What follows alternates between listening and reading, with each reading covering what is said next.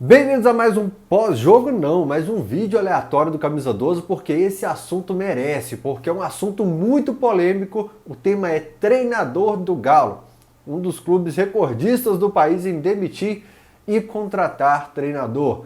Né? Com Dudamel e São Paulo em 2020, a gente até estranha, como assim? Estamos diminuindo nosso percentual de treinadores por ano, apenas 2, né? Mas em 2021, perto de uma saída de Jorge Sampaoli, nós teremos o segundo treinador já em março. Essa é a nossa vida aqui no Galo. E aí rende assunto pra gente falar aqui no YouTube, pra gente ter aquele papo legal que vocês adoram e eu também. Né? Deixa eu ver aqui, só deixar meu óculos pertinho aqui. Quando eu precisar ver o meu TP, eu preciso do meu óculos.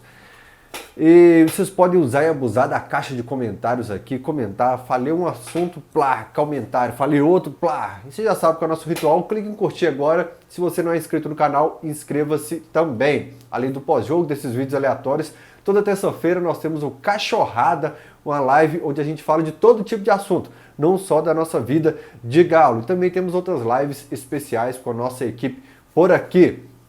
Começando então com uma voadora na nossa própria torcida. Por quê? A gente odeia quando um projeto fracassa, quando a temporada fracassa, quando o clube vai mal e colocam toda a culpa na torcida. Né? Eu e o Rainer, nós temos grandes embates aqui no canal do Camisa 12, porque o Rainer tem uma visão de que o torcedor atrapalha muito e eu tenho uma visão de que os dirigentes muitas vezes não sabem fazer futebol. Não estou falando que eu sei, estou falando que muitas vezes quem administra o futebol erra e a gente não pode passar tanto pano para quem administra uma empresa multimilionária de centenas de milhões de reais anualmente. Eles erram muito, os treinadores erram e erram muito, a turma da chuteira erra e erra muito.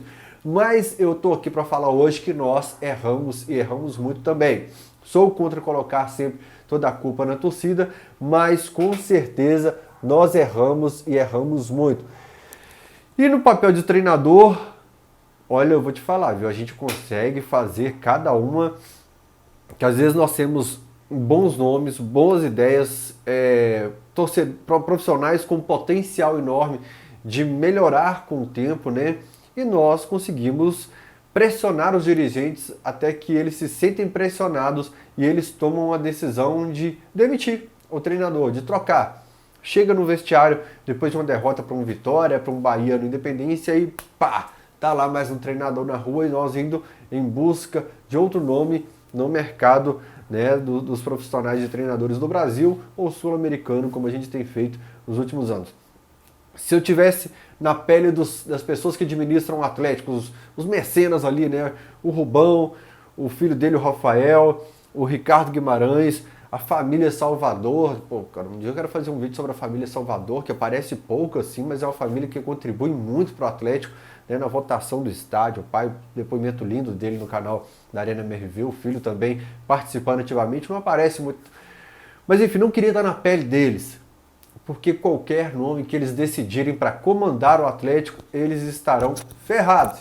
Claro que eu não citei o presidente Sérgio Coelho, pô, absurdo isso, Sérgio Coelho também, e o José Murilo Procópio, que é mais focado ali na parte do direito, na parte de um condomínio de credores, das finanças do Galo também, eles também, né? Não queria estar na pele deles, porque qualquer treinador que chegar aqui, ele vai apanhar muito, ele será massacrado e em 2 meses nós estaremos pedindo a cabeça deles. Eu falo nós, a torcida também. Porque tem sempre aquele clichê. Vamos aqui para quem está em casa. O Leandro Zago, treinador do time de transição, que aliás o time de transição, se for continuar com ele, ele precisa ser reformulado. Algumas peças estão sendo emprestadas, né? Eu vi que aqui o Isaac Gavioli também já foi emprestado. Enfim, todo mundo ganhando um destino. O Chávere queria colocar esse time para jogar jogos internacionais e tal, mas enfim. Depois eu faço um vídeo também sobre o time de transição. O Leandro Zago, grande treinador. Quem acompanha as ideias dele, as postagens dele, vê que é um grande treinador. Vamos optar por uma decisão caseira. Leandro Zago vai ser o clichê do estagiário, do cara que não tem conhecimento ainda, não tem experiência. Aí então a torcida quer experiência. Aí eu vou citar alguns nomes aqui, vai apanhar pelos os caras que estão ultrapassados no mercado, por algo que do passado, vai apanhar por ser um desconhecido. Então, de qualquer jeito, vai apanhar. Eles têm que ter a certeza disso. Né? Qual que é o termômetro do mundo hoje? Rede social. Define política, define tudo. O programa que a gente vai assistir, às vezes a gente nem quer assistir um programa lá, né? Às vezes você não gosta de NFL, não gosta de NBA, né? Mas assiste que tá todo mundo comentando o negócio. Então é assim, a rede social é o termômetro do mundo hoje.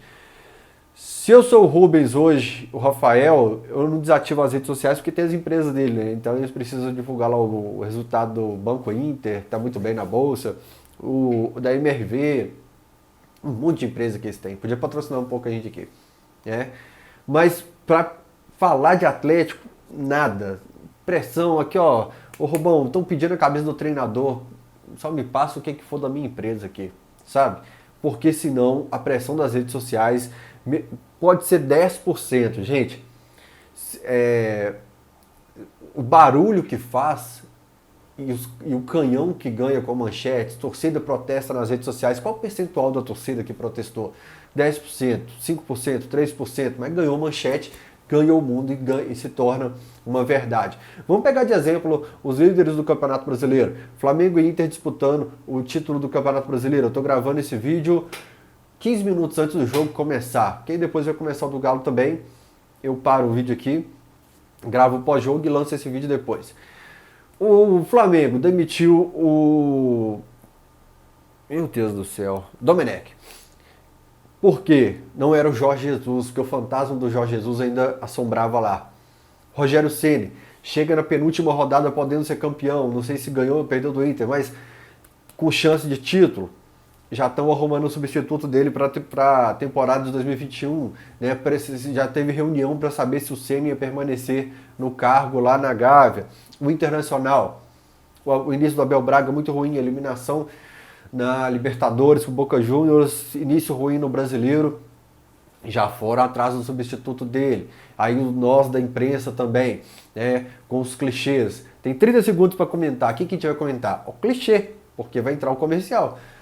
O Inter apostou em um treinador que era identificado com o clube, nem sempre é a solução, o Abel está se mostrando ultrapassado. O Abel Braga chega na penúltima rodada do Campeonato Brasileiro, líder com uma sequência fantástica de vitórias, né, calando a boca dos dirigentes, da torcida, da imprensa, de todo mundo. O Abelão, cheio de paixão, né? Qual que é o outro? São Paulo demitiu o... Gente, eu não durmo. E isso está me custando muito caro. O alarme do meu prédio às vezes dispara que eu fico na frente assim tentando lembrar uma senha de 4 dígitos. O Fernando Diniz demitiu... O São Paulo demitiu o Fernando Diniz. O terceiro colocado do Campeonato Brasileiro demitiu o treinador também. O Atlético...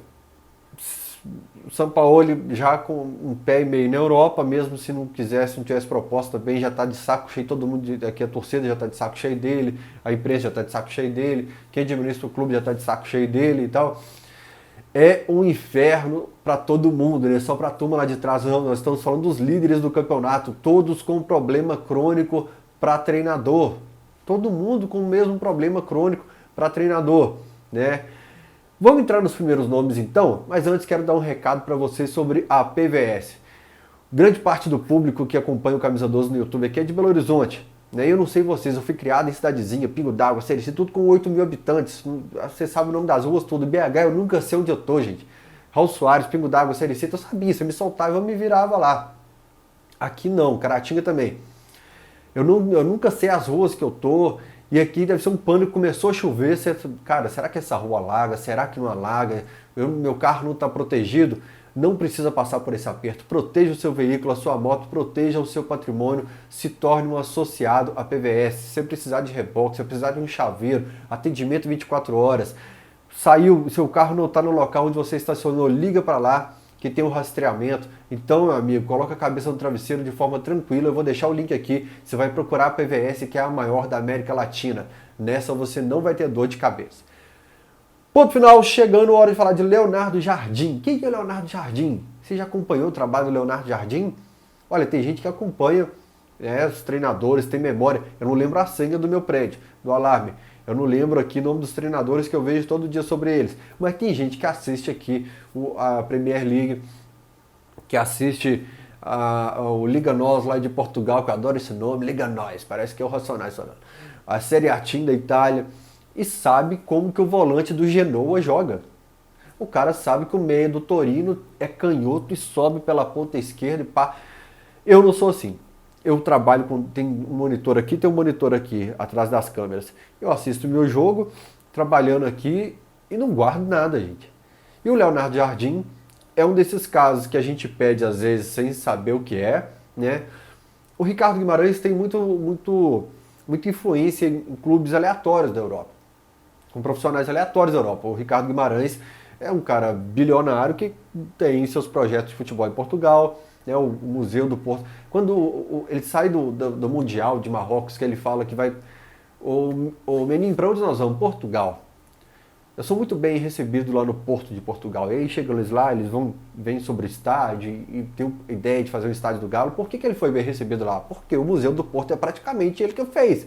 Né? Inclusive pode gastar com nós agora no nosso museuzinho também, Ricardo. Então o Ricardo tem essa influência também no futebol europeu. Né? O Leonardo, o Jardim, ele é um dos profissionais com proximidade com as pessoas que estão no Atlético. Né? Então, um dos nomes especulado também no Flamengo. Posso opinar sobre ele? Não. Por que eu não faço vídeos aqui sobre as contratações que o Galo está fazendo? E admiro demais o Garcês, que participa muito lá do canal do Beto, que pode até participar das lives de todos os blogs. Porque o cara assiste o campeonato português, boliviano, paraguaio, venezuelano, e ele lembra, ele tem memória. Então ele tem propriedade para falar sobre as contratações. Eu não posso falar porque eu assisti o Independente Del Valle e o Corinthians, vi o Alan Franco e para mim era mais um campo, eu não memorizei como que era a atuação dele. Então eu não tenho poder para falar porque eu não acompanhei o Olympiacos do Leonardo Jardim. Eu não sei como era o dia a dia dele no Mônaco. Quando a gente tem um profissional no nosso dia a dia do clube, seja jogador ou treinador, a gente tem uma outra impressão sobre ele. Eu vivo muito Galo, né? E eu não sei, eu não acompanho tanto assim do dia a dia, comportamento e tal. Apostar hoje no Leonardo Jardim é a torcida, cara, falar que a gente contratou um cara sem experiência. Ele não tem tanto título assim, né? Portugal, ele tem seus bons trabalhos, pelo que eu li, pelo que eu assisti de comentaristas lá de Portugal falando sobre ele, mas não tem grandes trabalhos assim, né? O trabalho dele no Mônaco também, né? Mas é uma aposta como foi praticamente. Não vou falar o do Damião, que era um caso à parte, seleção venezuelana, briga sempre na parte de baixo, apesar da ótima geração das categorias de base, mas assim, é um tiro no escuro, cara. É um tiro no escuro contratar hoje um Jardim para torcida, para a imprensa opinar a respeito.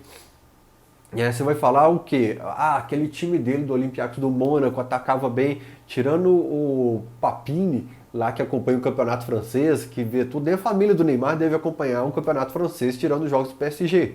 A família do Neymar, fala pra nós aí quanto ficou, que eu quero ver o jogo lá não. Não que eu entro no clichê de que é ruim todo jogo do campeonato francês. O campeonato brasileiro também, tecnicamente, tem sido horrível, mas é muito campeonato para assistir, gente. Então, falar do Jardim, que você conhece, que você trabalha e tal, vai ser 15 pessoas que estão assistindo esse vídeo. 15 pessoas. É um tiro no escuro e é um treinador que chega balançando no cargo aqui pelo fato da torcida não conhecer. Vai bater, vai marretar. O São Paulo, por exemplo, pôde errar muito no começo e a gente passar um paninho nele, porque a gente conhecia, a gente apostava, a gente tinha esperança. O Jardim não tem essa característica. Então, eu vou falar de poucos nomes, porque se for prolongar demais, falta 8 minutinhos também para começar o jogo do Galo. Renato Gaúcho. Os resultados dele nos últimos anos. Renato, quando chegou substituindo o Roger Machado lá no Grêmio, eu falei, cara, não dura 6 meses. É o boleirão, é o clichê, né? Do boleirão. Só tá pegando pela identificação com o clube. Cara, desde 2016 um treinador no cargo e ganhando título e renovando elenco e conseguindo resultados. Só que o custo é tão alto quanto a comissão do Jorge Sampaoli, porque a torcida quando critica o Sampaoli coloca também na balança quanto ele pesa. Então não é barato ter um Renato Gaúcho hoje em sua comissão técnica. Por quê? É um treinador que desde 2016, né, pegou a base do Grêmio, o time de transição do Grêmio, começou a lançar e conseguiu o que hoje no Galo é um dos maiores pecados, um dos maiores erros, uma das maiores dificuldades. A transição da base para o profissional. O Atlético hoje não consegue. Né? No Grêmio tem esse projeto muito mais fácil. Fez o Grêmio vender peças por muito dinheiro. Vendeu o PP, poderia ter vendido o Luan por milhões de euros quando ainda queria alguma coisa com futebol. Né? Aliás, nessa época ele não queria, por isso paga o pecado hoje. o Arthur, enfim, o Grêmio vendeu boas peças, o Renato custou caro, mas ele rendeu muita grana ao clube. O que acontece no Atlético hoje é um processo inverso. A gente contrata jogadores valorizados, gasta muito, e no Atlético eles caem de rendimento. O gráfico das ações da Bolsa de Valores que eu citei agora há pouco fica desvalorizado. O Renato pegou jogadores e inverteu essa linha. Ele tem colocado a linha para cima. Acontece sempre? Não, o Tardelli lá não rendeu, o Thiago Neves não rendeu, né? Mas ele conseguiu pegar um Cortez, um Léo Moura. Meu amigo, o Cortez aqui não teria feito 3 jogos, o Leonardo Moura não teria feito 2, porque o Atlético tem feito esse processo inverso de pegar bons valores e entregar para o mercado desvalorizado, bem abaixo do que poderia ganhar, né? Um time do Grêmio hoje teria vendido o Guga já muito bem. O Renato teria vendido muito bem. Eu acredito que o Renato já teria feito o Alan Franco render mais, o Alan render mais. Eu acho que com o Jair, com o Renato, o Atlético já teria negociado ele por um bom valor também. O Renato ele tem conseguido isso, encher os cofres do clube com bons valores. Deixa eu subir meu TP aqui que ele não subiu. Aí, ó. O que pesa contra o Renato hoje, principalmente? Acho que o custo também pesa, né? Não é barato, mas a rivalidade. O Renato chegou aqui em 94, ele já havia em 87 provocado a torcida do Galo quando faz o gol que os times grandes, não se fala muito sobre o time de 87, mas é um dos grandes injustiçados do Atlético, em 87, né? No Mineirão, pega a bola no meio campo e tal, faz o gol e cala o Mineirão no duelo de torcida de arquibancada, que tem uma história grande por trás também. Depois ele joga no Cruzeiro e provoca também. O Atlético é o perfil do Renato, provocador. Se ele se tornar treinador do Atlético hoje aqui, talvez ele provoque o Cruzeiro agora também. É o perfil do Renato. De qualquer jeito, a turma das antigas que viveu muito esse período de final da década de 80, início da década de 90, não gosta do Renato, né? Acho que nós teremos que abrir mão de algumas coisas agora para contratar um treinador. Eu acho esse um motivo, no caso, banal. E o Thiago Neves, Fael? O Thiago Neves, no futuro a gente avalia, mas agora, por exemplo, não dava para ele vir por tudo que ele falou da instituição, pelo profissional que é, também pela pessoa, pelo caráter.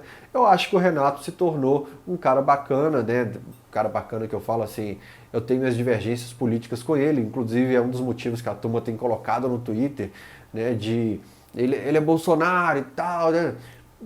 Tudo bem. Eu não voto no Bolsonaro, acho o governo dele muito ruim, não sou do grupo que você sabe, que no Brasil é assim, né? Você é esquerda, é comunista e tal. Cobrava do governo de lá e cobro agora. A gente tem que parar de ser fã-clube de político nesse país, tem que começar a cobrar desses caras. E eu cobrava lá e cobro agora. De qualquer jeito, tem minhas divergências políticas com o Renato. Consigo conviver na sociedade em que eu tenho pessoas que votam nos outros candidatos. Isso é democracia, gente, né? Meu pai e ele, nós temos nossos embates, nossas rixas, nossas discussões. Meus amigos, tem um grupo aqui que eu provoco os caras e falo: ei, meu irmão, cadê aqui, ó, o que você prometeu lá, que se ganhasse, até isso, tá? Cadê e tal? E eu consigo conviver com eles, assim, tá numa mesa e trocar ideia, pá. É isso. Então isso pra mim não tem que ter motivo de...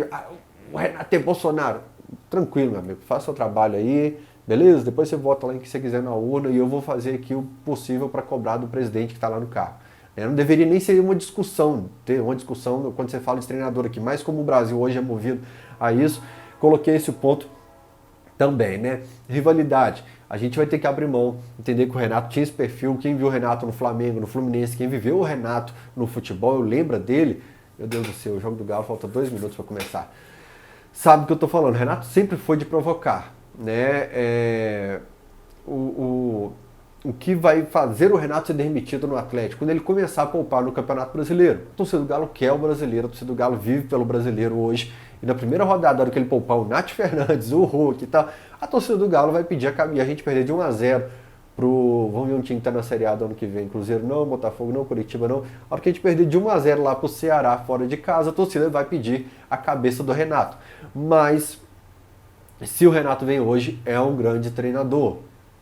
Eu hoje estaria satisfeito com o Renato no Galo. Outro nome, Alex Stilwell, o fantasma de qualquer profissional que passa no Atlético.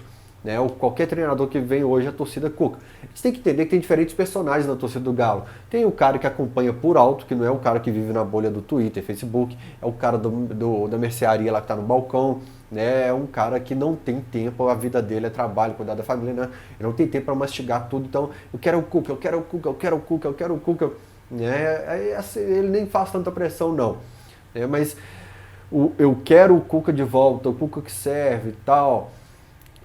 Foi um fantasma na vida de vários treinadores aqui, principalmente quando estava livre no mercado, né? O Cuca é um cara que teria mais passe, e eu vou falar do percentual de por que ele não teria passe também.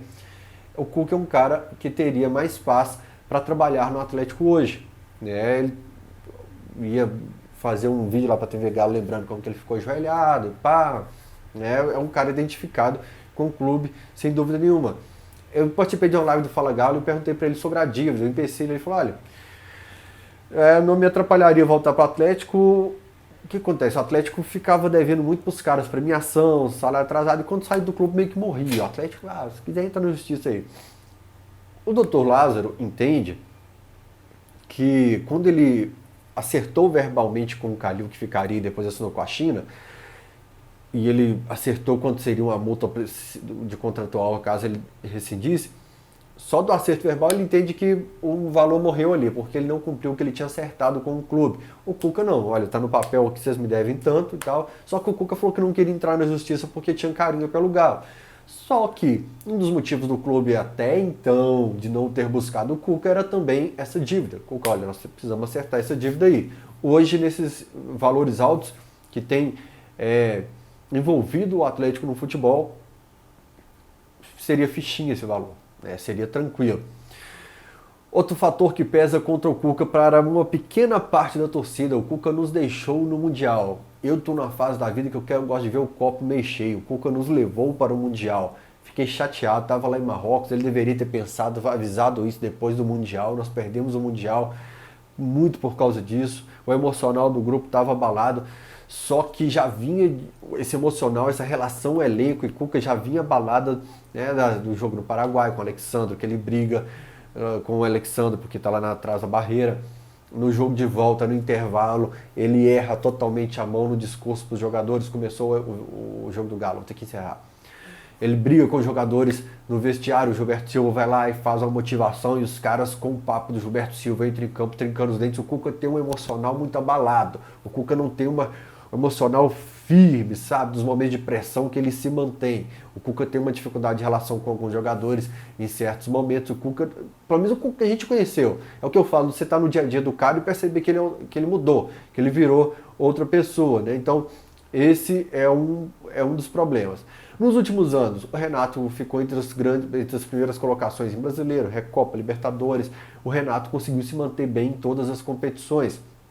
O Cuca saiu daqui, vice da Libertadores, ganhou um brasileiro no Palmeiras, quis descansar, quis ir para a China, se entupiu, não tem onde colocar dinheiro mais, entupiu os caixas dos cofres da casa, tudo de dinheiro também. Né? O Cuca foi menos intenso nos últimos anos com o futebol. Não é que ele não entende futebol, não é que ele esteja desatualizado, mas o Cuca hoje está num ritmo abaixo do Renato para o dia a dia de um CT. Acho que não seria um Cuca também daquele que tão intenso como foi em 2013, que ele estava naquela sede de não dei certo no Flamengo, no Botafogo, quero mostrar que eu não sou zicado. Hoje não, tá com muito dinheiro, ganhou título e tal, hoje seria um Cuca mais ameno também, né? Aí vem a parte delicada.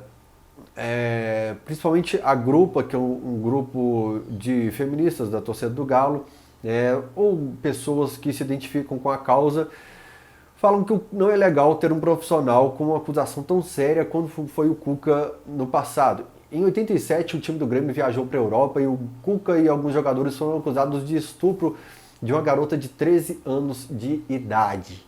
Pesadaço, muito pesado, realmente. Então, como a gente se propôs a fazer um vídeo de opinião, não pode ficar em cima do muro. Eu acho que não tem discussão do tipo, eu tô falando de 13 anos de idade, aquela discussão ela queria, ela provocou, não tem. Culpado, ponto final. Segundo todas as matérias que eu li, eu procurei me informar muito sobre o assunto para opinar aqui, a menina não reconhece o Cuca na delegacia. Mas se eu tô no quarto com e eu vou citar um outro profissional aqui, se eu tô na boate, eu tô no camarim e vejo o Robinho com todo mundo ali fazendo o que foi relatado e os caras relatam nos áudios, os caras envolvidos, e eu não faço nada, eu já tô errado na parada, irmão. Eu já tô, seu meu irmão, a mina tá inconsciente aí, né? O que tá rolando aqui? Se tava perto, pra mim, já é outra história. Tá errado, ponto final.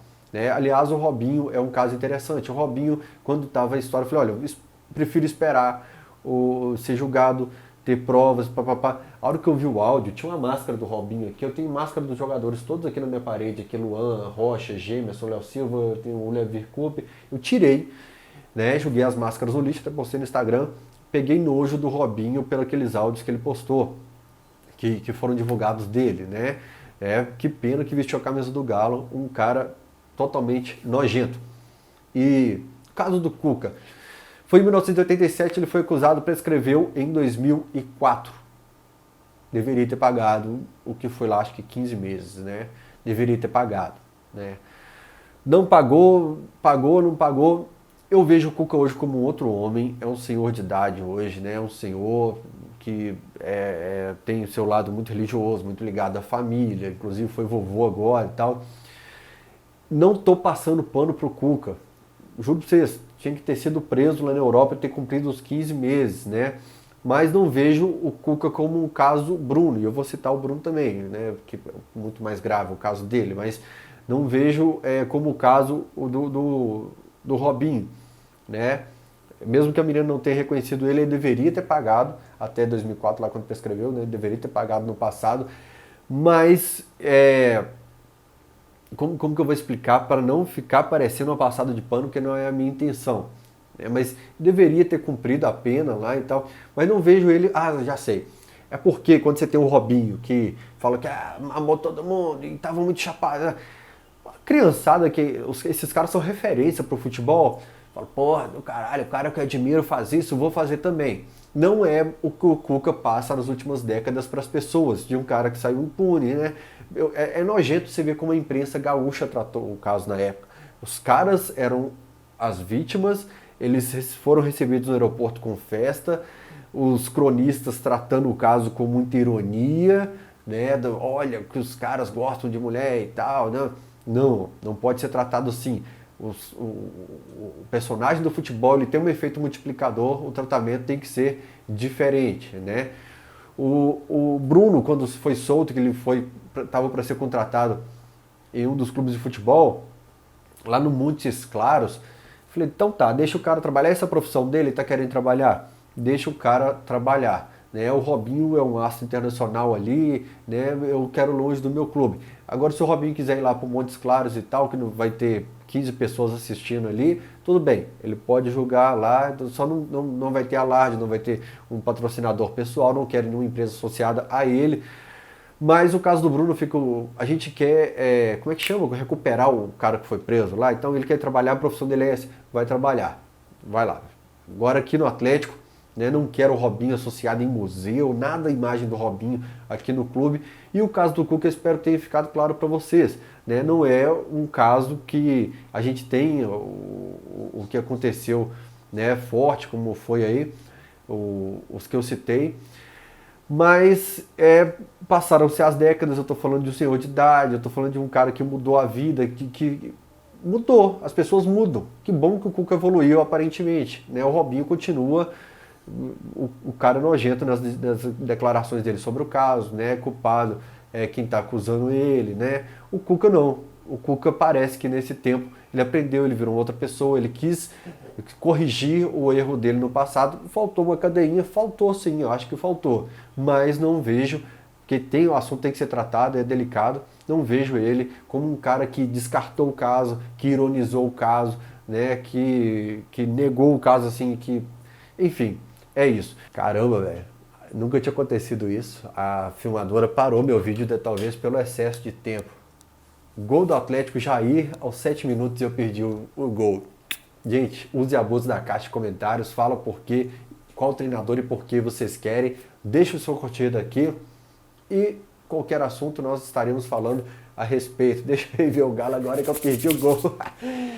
Eu acho que no vídeo cortou depois. Eu acho que eu não perdi nenhum trecho não, mas eu vejo na edição. Vamos ver o Galo. Valeu!